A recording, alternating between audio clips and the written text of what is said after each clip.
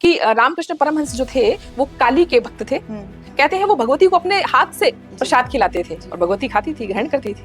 तो ऐसे रामकृष्ण परमहंस के लिए कुछ प्राप्त करना अभिशेष था क्या? तो देखिए, अभी जहां तक महाकाली उनके साथ थी वो केवल स्वामी रामकृष्ण थे।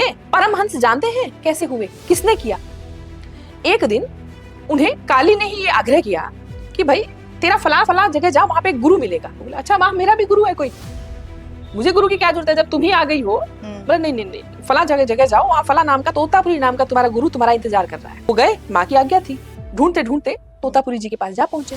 तोतापुरी ने कहा आओ बैठो, और बोला कि अच्छा एक काम करना रामकृष्ण, इस बार जब काली आई तेरे सामने बैठे तो पीछे एक तलवार लेके बैठा रहना। बोला फिर क्या करूं? बोला जैसे ही वो प्रकट हो तलवार लेना और चीर देना बीच में से। बोला ना ना, ये नहीं कर सकता मैं, वो माँ है, माँ को चीर दूं जिसके लिए मैंने इतनी साधनाएं तपस्याएं करी, माँ को कैसे चीर दूं? बोला देख गुरु कौन?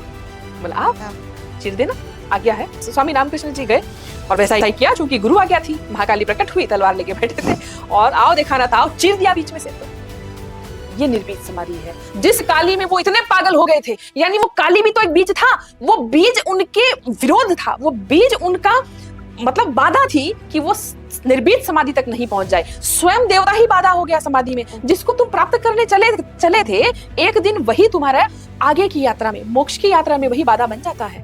तो जब तक वो काली काली काली काली में खुश थे और गुरु ने बताया कि अरे इस काली से भी आगे एक स्टेज है जो तूने अभी प्राप्त नहीं की, जो अभी तक अप्राप्य है, उसकी प्राप्ति के लिए तेरा जन्म हुआ है। और जिस दिन उन्होंने काली यानी उस बीज को ही जब समाप्त कर दिया तो सभी जैसे निर्भीत समाधि की उत्पत्ति हुई और श्री रामकृष्ण यहाँ से बने स्वामी रामकृष्ण परमहंस।